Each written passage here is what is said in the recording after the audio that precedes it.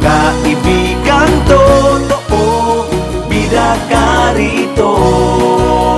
Radyo Bida ng Notre Dame Broadcasting Corporation. Bida ka rito. Bida ka rito. Bangsamoro, ngayon, tinig ng kapayapaan. Nagbibigay impormasyon ukol sa usapang pangkapayapaan, kaunlaran, pangangalaga sa kapaligiran, at iba pang mga kaganapan sa Mindanao. Bangsamoro, ngayon, tinig ng kapayapaan. Nag-uugnay sa bawat sektor ng lipunan at tulay ng kapayapaan. Bangsamoro, ngayon, tinig ng kapayapaan. Hatid sa inyo ng Kutawato Multimedia Network o Kumunet. Samahan ng iba't ibang civil society organizations sa Mindanao. Bangsamoro, ngayon, tinig ng kapayapaan.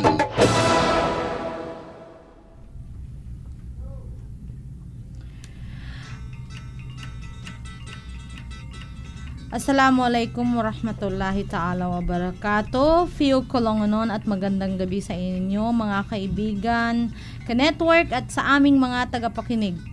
Maligayang bagong taon po sa ating mga kapatid na nanampalataya ng Kristiyano. Bagong buhay at syempre panibago at mas maagang oras na ang ating programang Bangsamoro ngayon, tinig ng kapayapaan. Ako po si Jehan Usop. Makakasama nyo kami sa isang mas maagang oras. Tama ang mga ka-network, mas maagang oras na talakayan patungkol sa mga nangyayaring peace process sa pagitan ng gobyerno ng Pilipinas at ng Moro Islamic Liberation Front or MILF at iba pang mga impormasyon na may kinalaman sa pag-usad ng usapang pangkapayapaan hatid sa inyo ng Kutawato Multimedia Network or Kumunet. Ang Kumunet ay binubuo ng 13 civil society organization na sinusuportahan ng Forum ZFT at ng ZIZ upang magpalaganap ng peace advocacy sa pamamagitan ng ating radio program tuwing Huwebes ng gabi dito sa DXMS Radyo Bida. At ako naman po si Yusop La Makabuat. Tama kaibigan Pla, syempre 2015 na. At lahat tayo ay syempre nag-aantabay sa mga magiging kaganapan at mga magiging developments sa Bangsamoro peace process. Marami na ang mga nangyayari sa draft Bangsamoro Basic Law kasamang Pla. Noong nakaraang taon, ito ay naisumite sa Kongreso upang sumailalim sa deliberations upang maaprubahan. Kasabay nito ang mga ginawang public hearings ng ilang mga senator at congressman sa mga maraming lugar dito sa Mindanao at ilang syudad din sa Luzon at Visayas. Tama ka kasama nga, J. Siyempre, ang ating mga kasama mula naman sa hanay ng civil society organization at ilang mga government agencies ay hindi rin nagpahuli sa pagbibigay ng impormasyon sa pamamagitan ng mga peace advocacies at consultation sa mga lokal na komunidad. Itong kasamang Jehan, ang mga komunidad na kadalasan ay walang access sa mga impormasyon. Kaya bihira lamang nakakakuha o nakakalap ng mga updates sa nangyayari sa Bangsamoro peace process. Kitang-kita natin noon na noong nakarang taon ang mga efforts ng iba't ibang mga ahensya, mapag-gobyerno man o lokal na mga organisasyon tungo sa pagsuporta sa Bangsamoro peace process. Yes, correct ka dyan. Kay gandang balikan ang mga naging kaganapan noong nakaraang taon sa dami nga ng mga naging developments. Isa rin nga pala sa mga highlights bago nagtapos ang 2014 kasamang Pla ay ang pagbubuo ng MILF ng kanilang political party para sa 2016 elections, no? Well, ito yung bilang paghahanda rin ito sa nalalapit na plebisito. Ito ay ang United Bangsamoro for Justice Party o UBJP, isang assembly para sa kanilang mga magiging volunteers ang isinagawa noong December 23 hanggang 25 sa Camp Darapanan na talaga namang dinagsa ng mga Moro Brothers and MILF supporters mula pa sa iba't ibang panig ng Mindanao. Tama ka, no, kasama nga din siya. At sa tingin ko, umaten ka rin ng nakaraang... Oo naman. Actually, ako rin nandun din ako. Okay. So, kaya naman ngayong gabi ay ating tatalakayin ang mga nakikitang mga developments ng ilan nating mga kasama mula sa hanay ng civil society, kaugnay pa rin ng usaping pangkapayapaan. Yes. Malalaman din natin kung ano-ano ang mga nakikita nilang mga hadlang sa kasalukuyang takbo ng peace process at kung ano-ano ang mga magiging kontribusyon nila tungo pa rin syempre sa ikakatagumpay ng kabuuang peace process. Kaugnay niyan, makakapanayan natin si Ma'am Abin Acuna Gulo ng IPDEV at si Ginoong Mahadi Amelia ng MAPAD. Antabayan po natin yan ng panayam mamaya-maya lamang. Napaka-interesting ng bagay na yan kasamang Pla. Siyempre, ang ating mga tagapakinig ay interesado rin makilahok at makialam sa ating programa ngayong gabi. Sa aming mga tagapakinig, para sumali sa aming talakayan, maaari po kayong mag-text at tumawag sa mga numerong ito. Para sa mga Smart and Token Text subscribers, mag-text lamang sa numero 0998-169-0597. Ulitin ko po, 0998-169-0597. At para naman sa mga Globe at TM subscribers, 0906-162-0597. Ulitin ko, 0906-162-0597.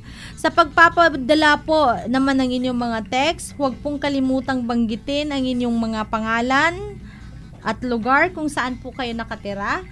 Dahil madi-disqualify po yung texters na hindi makakapagbigay ng kanilang name and address. Lahat ng yan sa loob ng 1 oras sa programang Kumunet. Ito po. Bangsamoro ngayon, tinig ng kapayapaan. Yes. Sorry. Okay. Yeah. Susunod na po ang Bangsamoro News Update. Pero bago yan, pakinggan muna natin ang isang awitin ng kapayapaan na handog namin sa inyo. You Are Not Alone ng title nitong song na to. Ito po ang kanta na pinamagatang You Are Not Alone.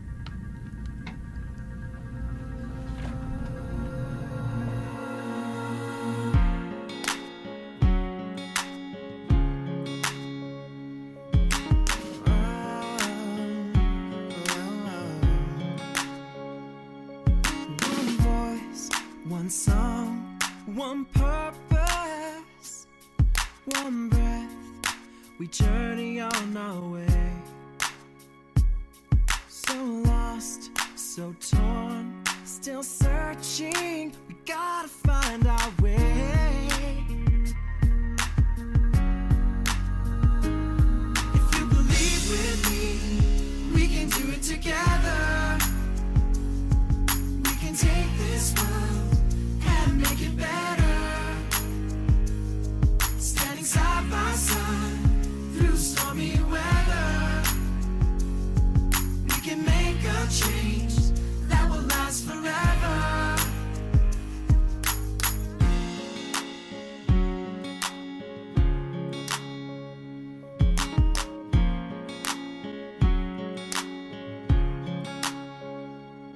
No war, no hate, no hunger.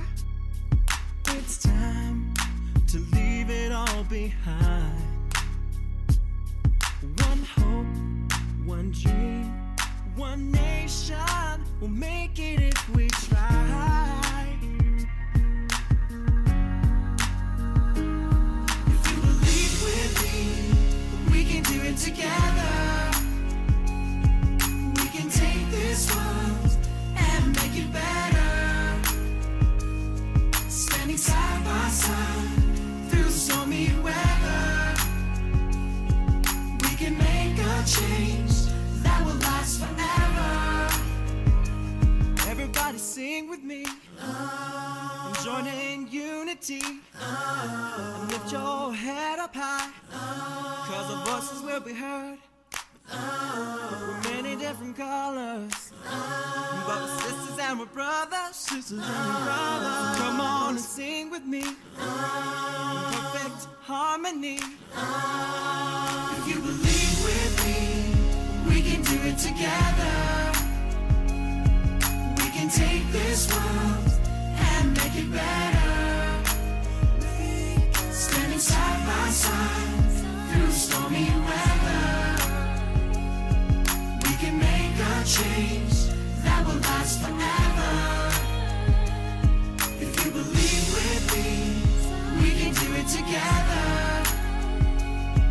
We can take this world and make it better. Standing side by side through stormy weather, we can make a change that will last forever.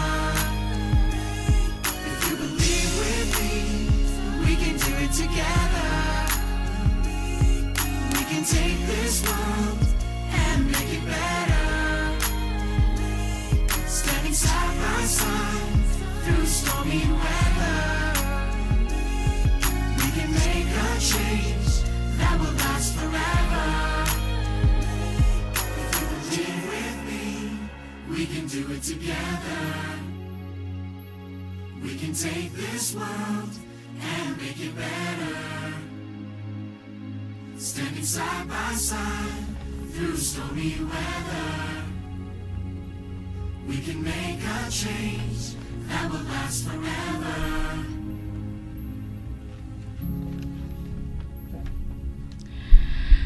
At inyo pong napakinggan ang kantang You Are Not Alone. Mga kaibigan, mga ka-network, inuulit po namin, mahalaga po na tayo ay makilahok at makialam sa usaping pangkapayapaan. Sa muli, ibibigay ho namin sa inyo ang ating text line.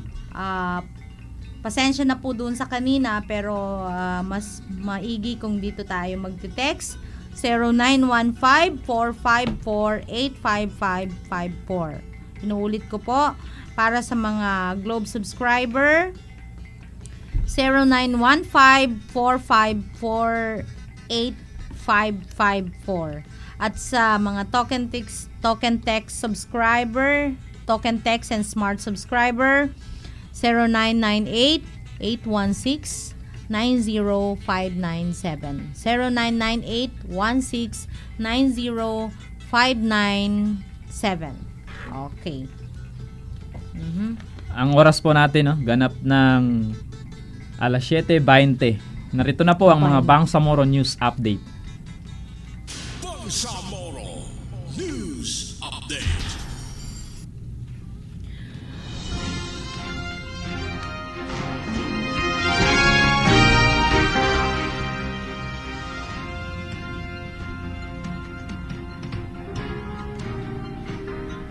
Sa ulo ng ating mga balita, Media Roundtable discussion on the BBL sa Davao City matagumpay na naisagawa. Slaughterhouse sa UP muling bubuksan. Balita Bangsamoro.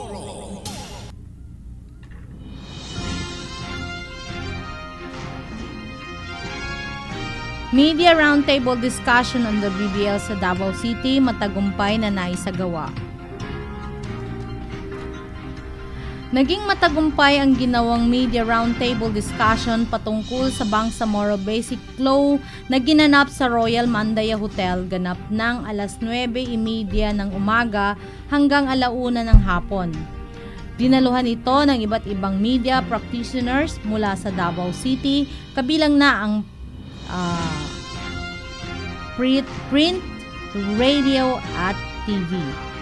Tinalakay sa nasabing pagtitipon ang nangyayaring negosasyon sa pagitan ng gobyerno ng Pilipinas at ng Moro Islamic Liberation Front o MILF.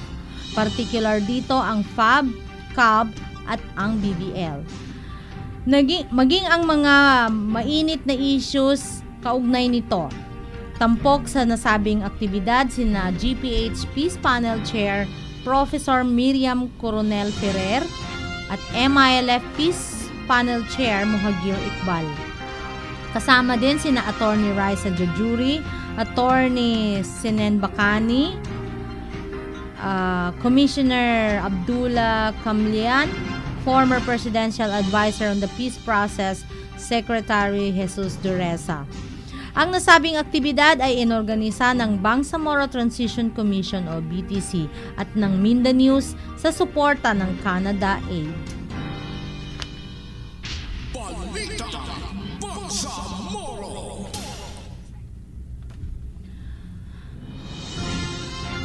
Slaughterhouse sa UP muling bubuksan. Narito ang mga detalye ng balita. Slaughterhouse sa bayan ng UP muling bubuksan.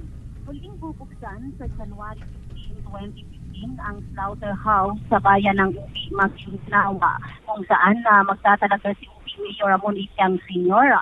ng isang religious leader lalo sa Islama upang mayroong magsumbali sa mga kakataying hayop upang maging halal ito. Ito ang sinabi ni Mayor Piang sa ginanap na pagpupulong ng mga empleyado ng lokal na pamahalaan ng UPIA.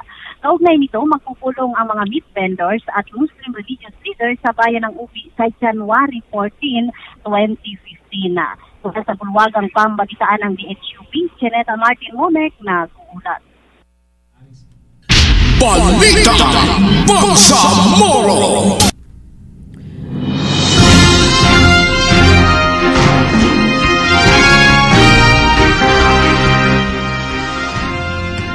Yan ang mga balitang nakalap ng Comunet sa loob at labas ng Bangsamoro Communities. Ako po si Plama Kabot kasama si Ate Gian Luzon. Balita Bangsamoro.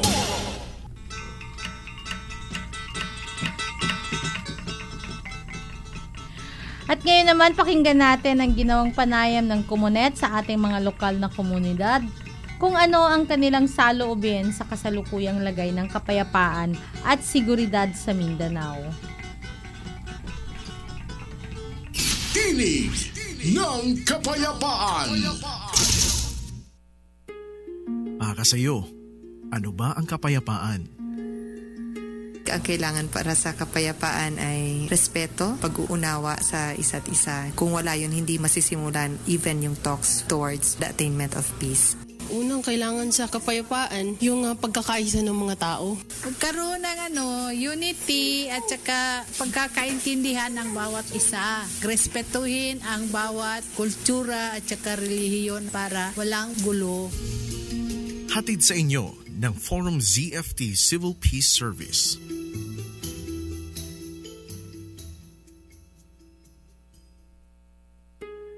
Para sa iyo, ano ba ang kapayapaan?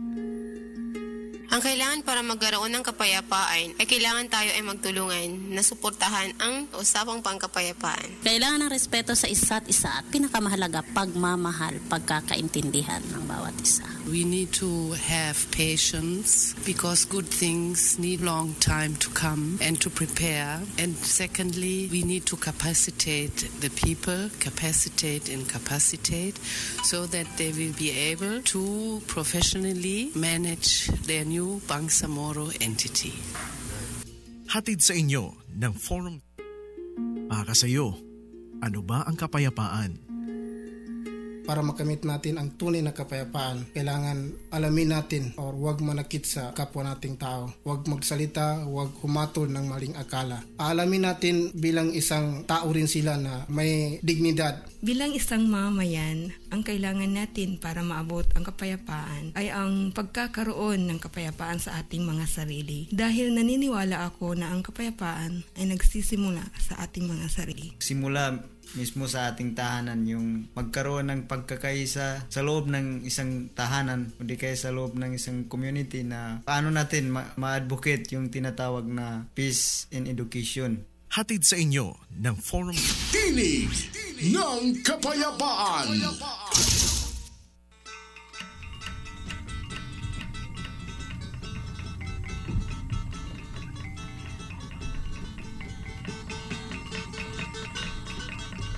At yan po ang boses at saloobin ng ating mga kababayan. Oras natin ngayon sa Radyo Bida, ganap ng 25 minuto makalipas ang 7 ng gabi.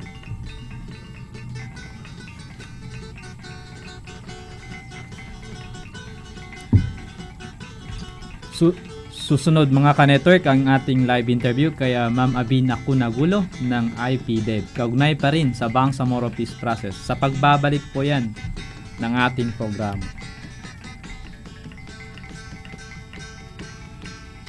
Well, kasamang Pla, ikaw, kumusta ang naging 2014 mo? Ano ang pinaka-highlight ng mga nangyari na nakita mo na nangyari sa 2014 kaugnay ng ating usaping pangkapayapaan or mga kaganapan sa ating komunidad?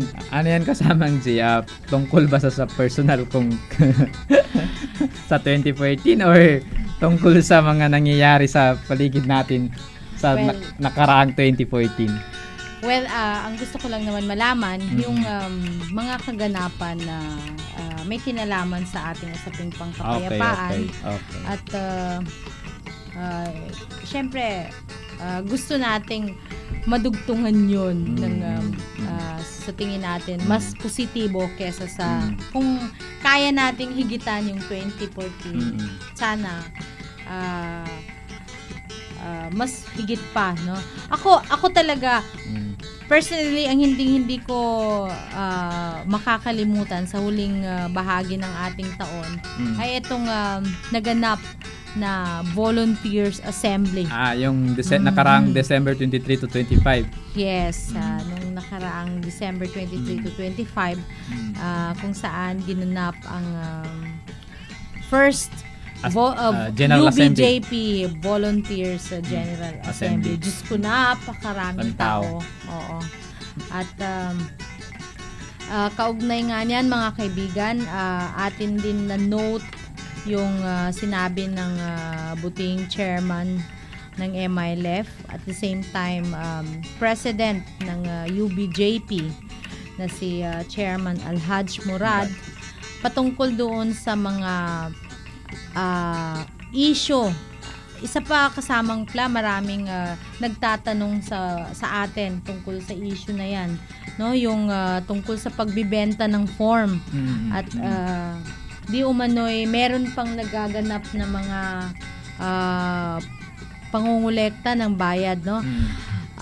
Mahigpit ho niyang kinundina yung naturang issue. Ayon sa kanya, kung makumpirma ito, ating ipagbigay alam sa liderato ng MILF upang agad-agad ay maaksyonan. Dahil wala hong katotohanan na itong mga pangungulekta na ito ay sang-ayon, no, sa pulisiya ng MILF. Yes. Walang nagaganap na walang dapat maganap na pangungulekta. Unang-una, hindi sila humingi ng bayad, no, para maging miyembro ng Volunteers. Bangsamoro ngayon. Bangsamoro, tinig ng kapayapaan.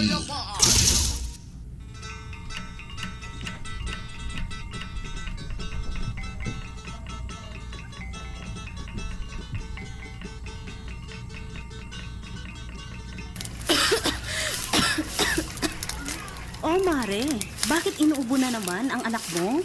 Paano, Mare? Nagsusunog na naman ng basura ang kapitbahay namin. Ha?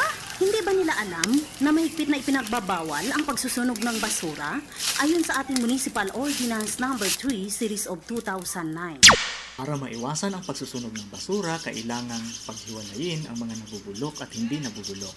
Pwedeng gawing pataba sa mga pananim tulad ng mga dahon at mga pinagbalatan ng prutas. Ang pwede pang mapakinabangan ay maaring ibenta sa mga junk shop tulad ng mga sirang kagamitan, plastic, bote at lumang dyaryo. Ang mga nakakalasong basura tulad ng baterya, diaper at bote ng mga pestisidyo ay dapat ibibing sa likod ng inyong bakuran. Ang paalaalang ito ay hatid sa inyo ng Cotabato Multimedia Network o COMONET.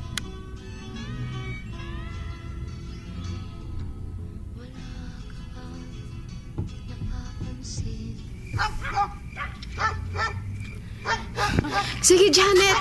Sige, Janet! Iiri mo pa! Ayan!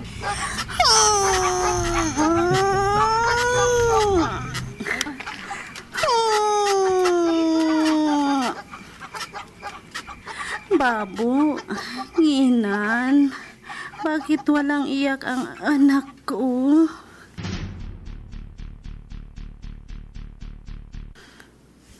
Tayan, huwag kang mabibigla ha. Kasi patay na ang ating anak. Ayon sa National Statistics Authority, may 35 mga bata ang namamatay sa kabuuang 1,000 na pinapanganak kada taon.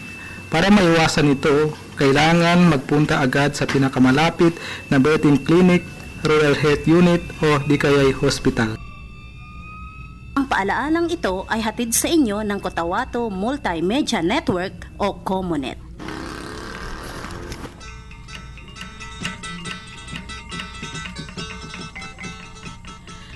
Nagbabalik po ang programang Bangsamoro ngayon, Tinig ng Kapayapaan.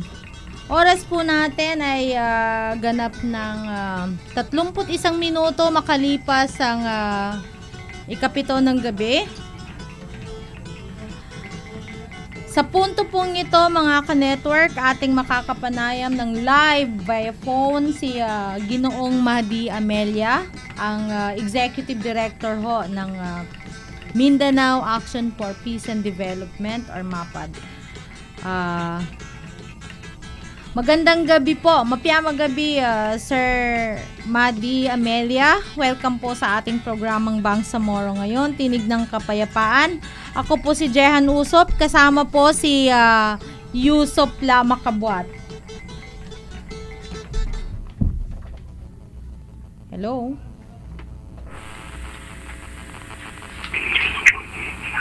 Hello? Hello. Sir Mahdi, good evening po. Welcome po sa ating programang Bangsamoro ngayon, Tinig ng Kapayapaan. Ako po si Jehan Usop, kasama ko po si Plama Kabuat. Opo, magandang gabi po sa inyo at sa inyong tagapakinig sa inyong programa. Assalamualaikum warahmatullahi wabarakatuh. Waalaikumsalam warahmatullah. Sir Mahdi, para po sa kaalaman ng ating mga tagapakinig, base sa mga naging kaganapan noong taong 2014, ano po ang mga nakikita nyong magiging development sa kasalukuyang Bangsamoro Peace Process? Unang-una, tatlo po yung nakikita kong inaabangan ng madla at inaabangan nating lahat. Yung pong yung tatlo na yun, unang-una is yung approval at yung ang BBL, no? Yung Bangsamoro Basic Law. Pangalawa, ito pong gagawing ratification or plebiscite. Pangatlo, ito pong pagkakaroon ng isang gobyerno o yung Bangsamoro Transition Authority. Opo. Sir, ano naman po ang mga nakikita niyong mga magiging hadlang sa Bangsamoro Peace Process? Dito sa magiging hadlang o nakikita natin na magiging hadlang sa peace process between the Moro Islamic Liberation Front at ang ating gobyerno, ang Government of the Republic of the Philippines. Unang-una po itong pag hindi po naaprubahan itong Bangsamoro Basic Law, isa po yan na nakikita natin na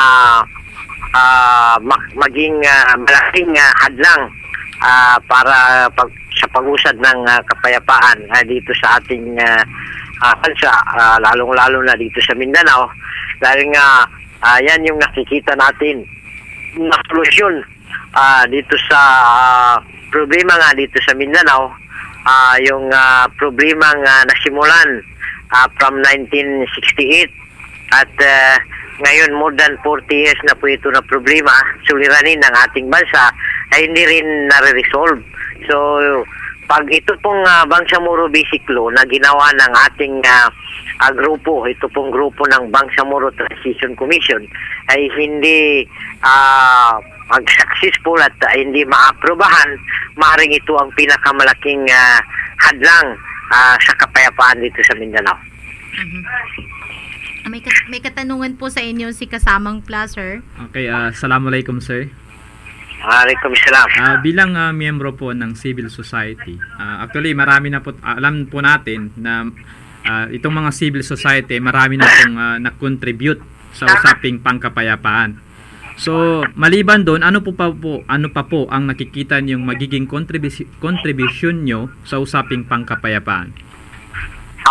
Bilang isang aktibo na membro ng civil society organization dito sa Mindanao, ang nakikita ko pong maging malaking kontribusyon ng mga CSO na nandito sa Mindanao ay ito pong pagkamping para suportahan itong basic law. Ito pangalawa, yung pong ating mga advocacy. Pangatlo, yung pong ating mga edukasyon or pag-edukate sa mga sa ground, sa grassroots, para ipaalam sa kanila yung tunay na layunin ng peace process ng gobyerno at ng Moro Islamic Liberation Front. Explain sa kanila, tumulong tayong may paalam sa ating mga communities ito pong progress ng peace process, lalong-lalo na itong Bangsamoro Basic Law at siyempre yung FAB, yung Framework Agreement on the Bangsamoro at yung Comprehensive Agreement on the Bangsamoro, FAB-CAB at ito pong BBL.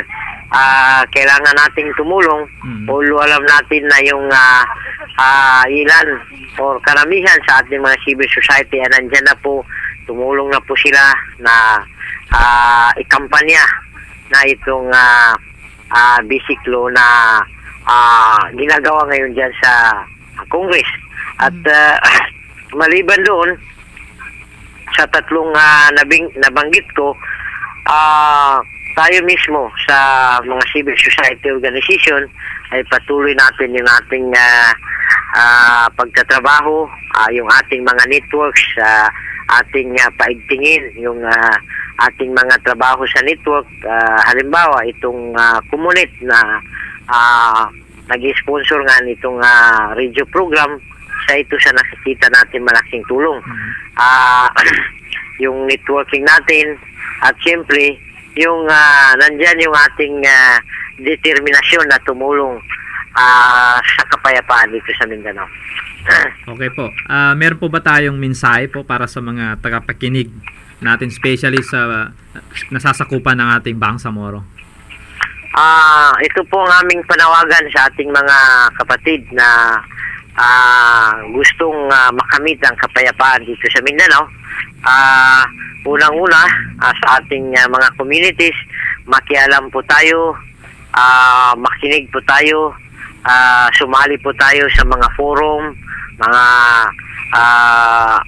mga symposium na gaganapin sa ating mga kanayunan para tuloy-tuloy at malalaman natin yung mga bagay-bagay na mga tanong natin sa ating mga sarili at lalong-lalo na tanong natin dito sa itong ang peace process at alam natin na itong Bangsamoro Basic Law ay isa ito sa mainit na usapin ngayon.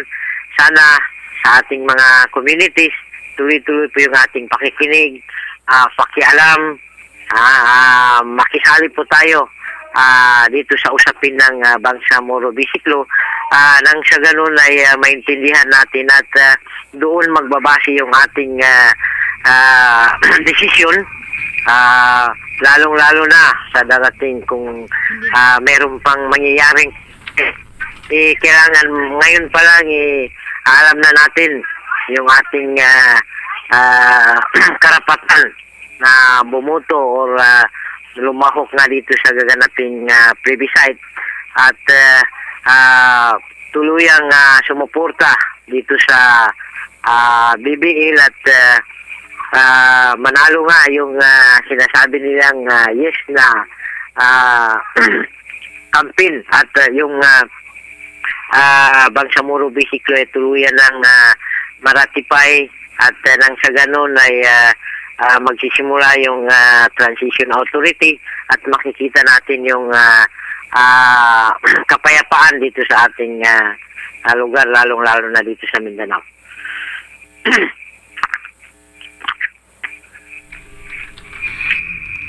Okay, maraming salamat po, Sir Madi, sa impormasyong inyong ibinahagi sa ating programa, lalo na sa ating mga tagapakinig.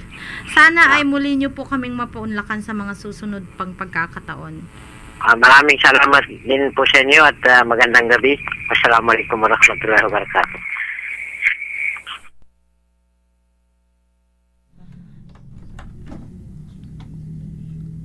Waalaikumsalam warahmatullah.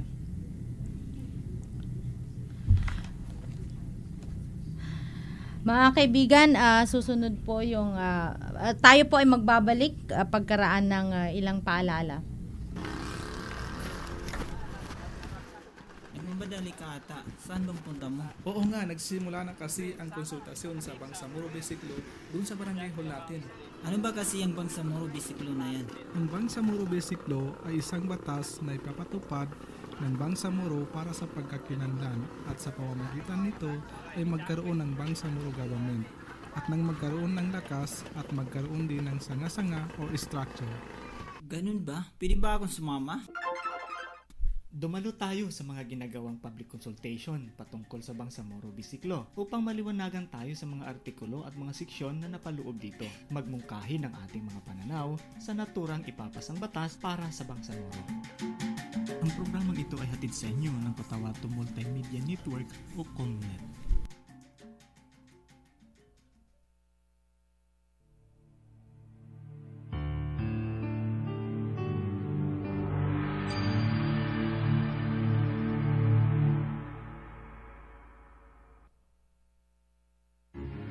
It's a JDC production.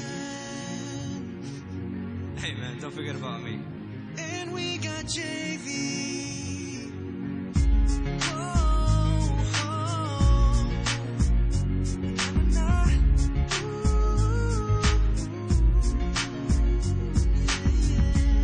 This life don't last forever.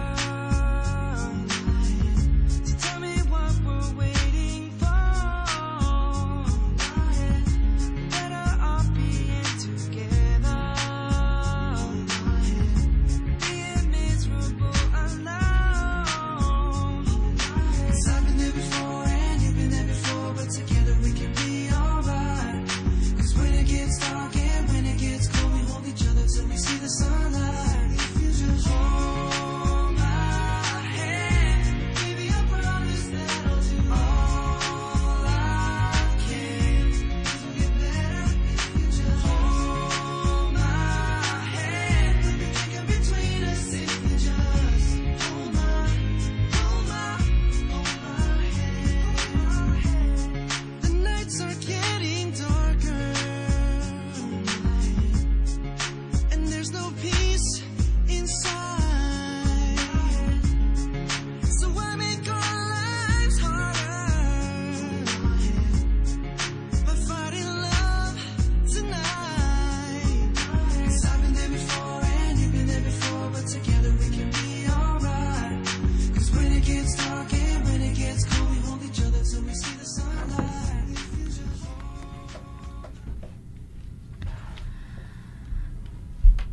At yan po ang kantang Hold My Hand na kinanta ni Michael Jackson. Susunod po ang ikalawang bahagi ng Bangsamoro ng ating programa. Mga kaibigan, ang oras natin ay ganap ng 45 minuto makalipas ang ikapito ng gabi. At sa pagkakataong ito, mga ka-network, kasamang atin namang makakapanayam ng live live pa via phone interview si Ma'am Avin Acuña Gulo.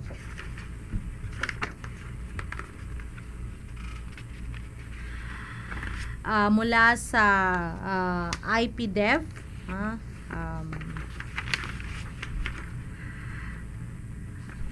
Good evening po, Ma'am Avin Fiuco Longonon. Hello. Bata si Jehan.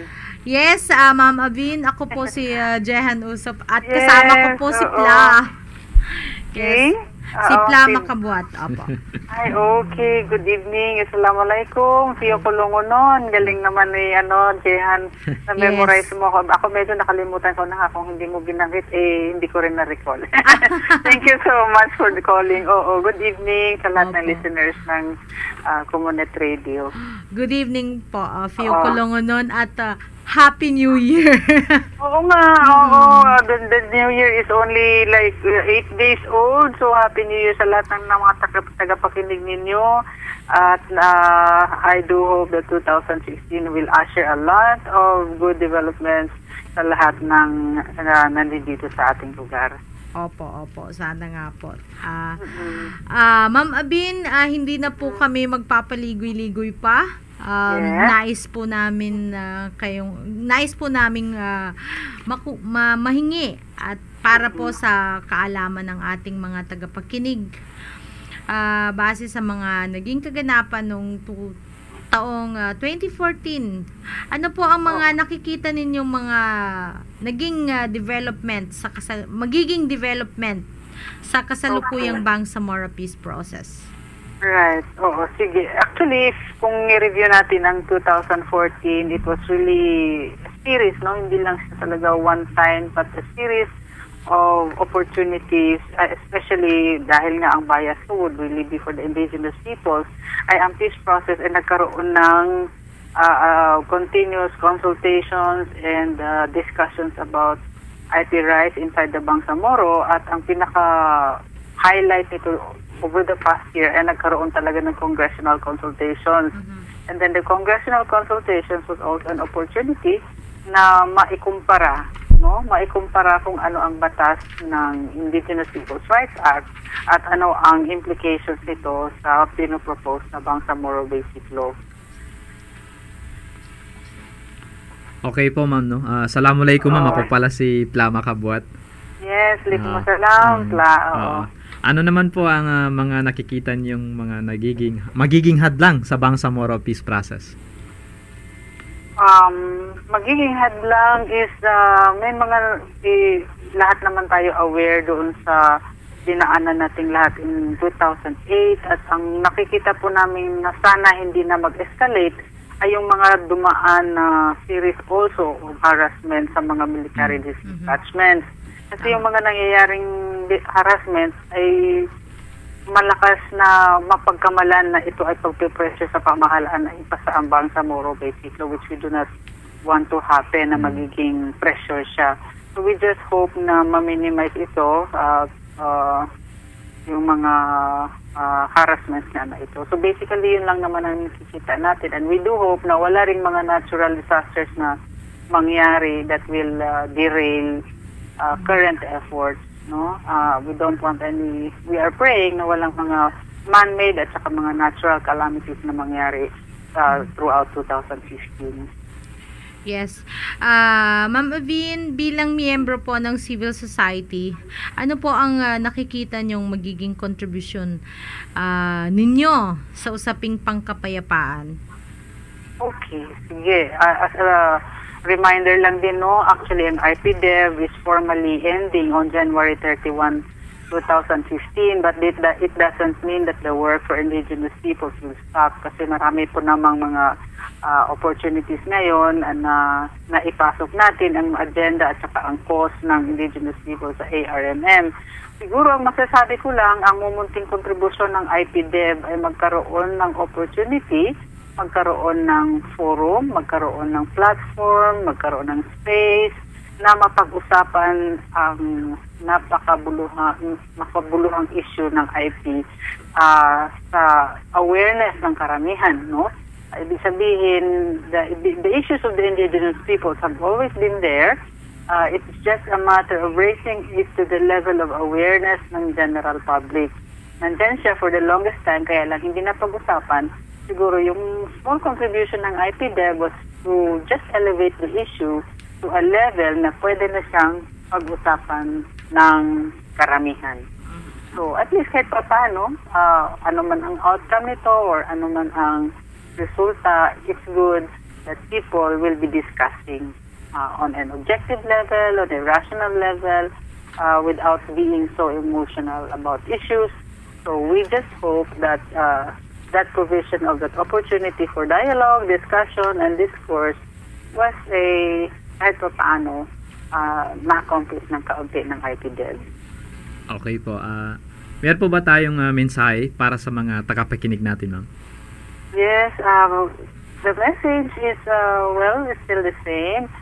We do hope that lahat tayo will look for means on a conscious level na purposive ang pag-aaral natin tungkol sa mga batas na naipasa na, lalong-lalo na yung batas na naipasa para sa karapatan ng mga indigenous peoples, itong IFPRA, no? Yung Republic Act 8371.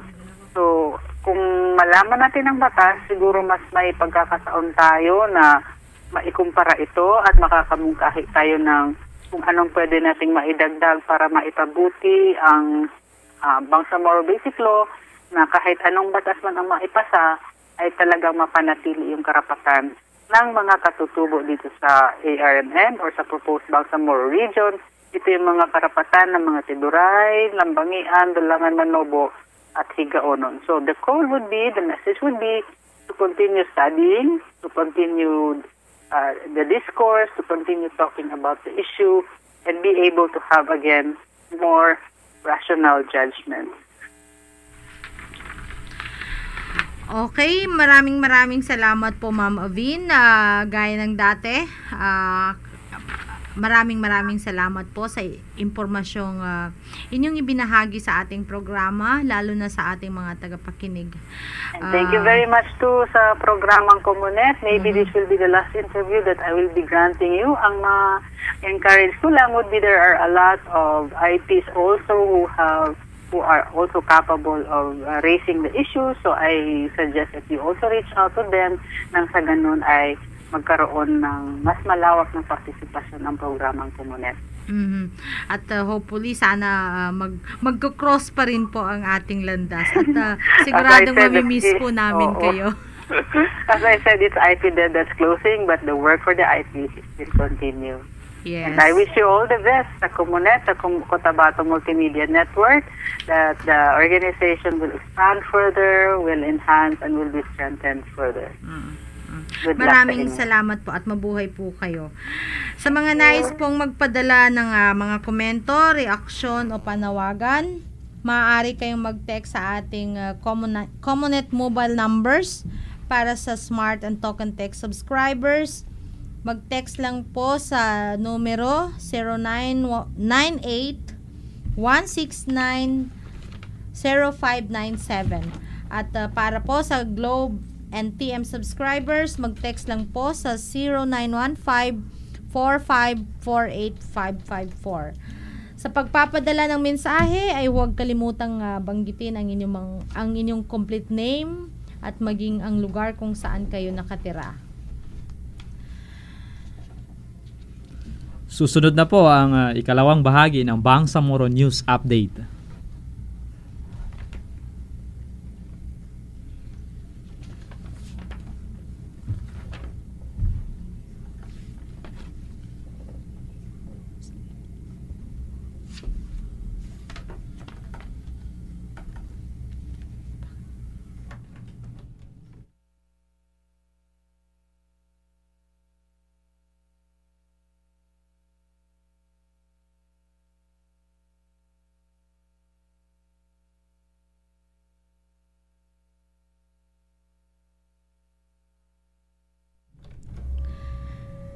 Tayo po ay humihingi ng paumanhin. Bangsamoro News Update. Mga kaibigan, ang ating pong oras 55 minuto. Ang ating pong oras ay 55 minuto makalipas ang ikapito ng gabi. Susunod na ang Bangsamoro News Update. Bangsamoro News Update.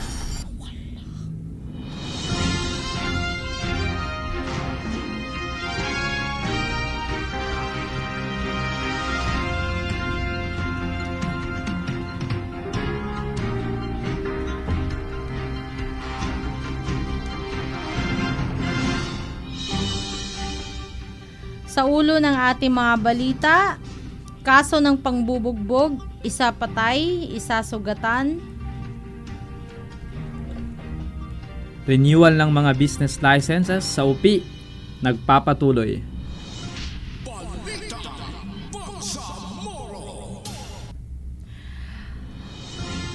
Kaso ng pangbubugbog, isa patay, isa sugatan. Narito ang mga detalye ng ating mga balita. Slaughterhouse sa bayan ng UP muling bubuksan. Muling bubuksan sa January 15, 2015 ang Slaughterhouse sa bayan ng Slaughterhouse sa bayan ng UP muling bubuksan. Muling bubuksan sa January 15, 2015 ang Slaughterhouse sa bayan ng UP Maginawa, kung saan magtatalaga si Mayor Ramon Ityang Sr. ng isang religious leader na sa Isama upang mayroong pagsumbali sa mga kakataying hayop upang maging halal ito. Ito ang sinabi ni Mayor Piang sa ginanap na pagpupulong ng mga empleyado ng lokal na pamahalaan ng UPIA. Kaugnay nito, magpupulong ang mga meat vendors at Muslim religious leaders sa bayan ng UP sa January 14, 2015. Mula sa bulwagang pambalitaan ng DHUP, Cheneta Martin Momek na uulat. Nagpapatuloy ang proseso ng renewal ng mga business licenses at permits ng mga negosyante dito sa UP. Nagsimula January 5 at pagtatapos sa January 20. Kaugnay nito ay patuloy na nananawagan si UP Mayor Ramon Ityang Sr. sa lahat ng mga negosyante sa bayan na agad nang magsagawa ng proseso ng sa ganon ay maiwasan ang mga aberya at pagkakaantala na madalas nagiging dahilan kaya ang iba ay nagkakabayad na ng surcharge. Inaasahan naman ni Mayor Piang tutugon ang mga ito upang tumaas ang koleksyon ngayong taon. Upang dumami pa ang magiging proyekto ng public ng lokal na pamahalaan na siyang kapakipakinabang sa mga mamamayan. Ang lokal na pamahalaan ng UP ay gumagawa ng paraan para mapadali ang proseso. Kaya nag-offer niya ito ng one-stop shop na 3 taon na rin ginagawa. Nagpaalala naman ang local chief executive sa napagsapit ng buwan ng Pebrero ay magsisimula ng mag-ikot ang task force market na binuo ng lokal na pamahalaan para tumutok sa nasabing usapin upang magpadlak ng mga tindahan o business establishment na hindi pa kumuha o mag-renew sa ilang business licenses kapag sumapit na ang nasabing buwan. Samantala, ilan lang sa mga requirement para ma-approve ang application ng business permit ay ang issuance ng Safety Inspection Certificate ng Bureau of Fire Protection ng UP at ito ang sinabi sa panayam ng GXUPFM Teleradio sa Chief Inspection Officer at Fire Truck Operator SFO1 Ronald Dar. Mula sa bulwagang pambalitaan ng GXUPFM, Lucy Piones dos uulat. Balita Bangsamoro. At yan ang mga karagdagang balita na nakalap ng Comunet sa loob at labas ng Bangsamoro communities. Balita Bangsamoro.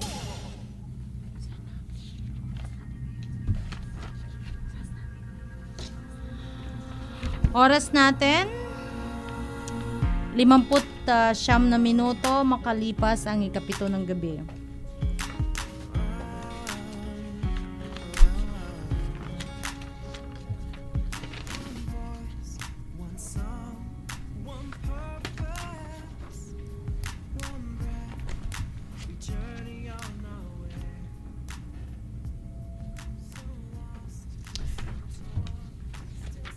Para po sa ating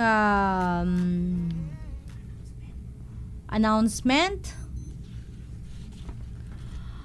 UNP's Journalism Award open pa rin po sa lahat ng interesadong lumahok. Ipadala lamang ang inyong mga entries na pwedeng written articles, broadcast online articles, photographs na gawa ninyo mula August 2014 hanggang May 2015. Ang mga campus journalists ay maaari ring sumali sa kompetisyon. Bisitahin lamang po ang http://eeas.eurpa o eurpa.eu/delegations/Philippines para sa mga detalye. Journalism Workshop 2.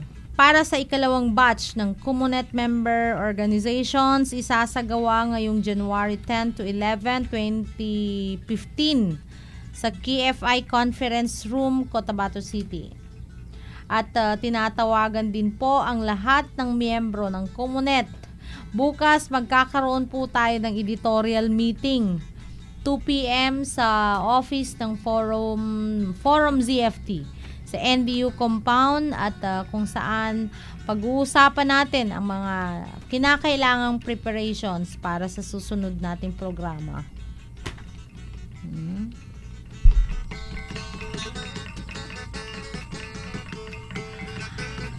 At dyan po nagtatapos ang ating programa, mga kaibigan, ka-network at sa aming mga masugid na tagapakinig. Maraming salamat po sa pagtangkilik ninyo sa aming programa. Ang programang ito ay para po sa inyo. Hangad po namin na makapagbigay ng wastong kaalaman sa inyo. Nagpapasalamat din kami sa mga miyembro ng Comunet na sa inyong mga kontribusyon at aktibong pakikibahagi para sa ikakatagumpay ng ating programa. Sa ngalan ng iba't ibang organisasyon na bumubuo ng Comunet, ang Bangsamoro Center for Just Peace, Consortium of Bangsamoro Civil Society, Kaduntaya Foundation Incorporated, Moro Women Development and Cultural Center, United Youth of the Philippines Women, United Youth for Peace and Development, iWatch Production, Mindanao People's Peace Movement, Regional Reconciliation and Unification Commission, IPDEV, DXUP at ng Mindanao Action for Peace and Development at sa support CFT. Ang nakaagapay po natin sa technical side na si Ginoong Jonathan Estorbo po. Ako po si Jehan Usop. At ako naman po si Yusop Lamakabat. Ito po ang Bangsamoro Ngayon, Tinig ng Kapayapaan. Samahan nyo kami sa susunod na Huwebes dito pa rin sa DXMS Radyo Bida. Mapya magabi. Fiu Kolongonon. Magandang gabi po sa inyong lahat. Bangsamoro Ngayon, Tinig ng Kapayapaan. Inyong napakinggan ang programang Bangsamoro Ngayon, Tinig ng Kapayapaan. Nagbibigay impormasyon ukol sa usapang pangkapayapaan, kaunlaran, pangangalaga sa kalikasan at iba pang kaganapan sa Mindanao. Bangsamoro Ngayon, Tinig ng Kapayapaan. Hanggang sa susunod na Huwebes, alas 7 hanggang alas 7:30 ng gabi. Dito lang sa DXMS Radyo Bida 882 sa inyong mga pihitan.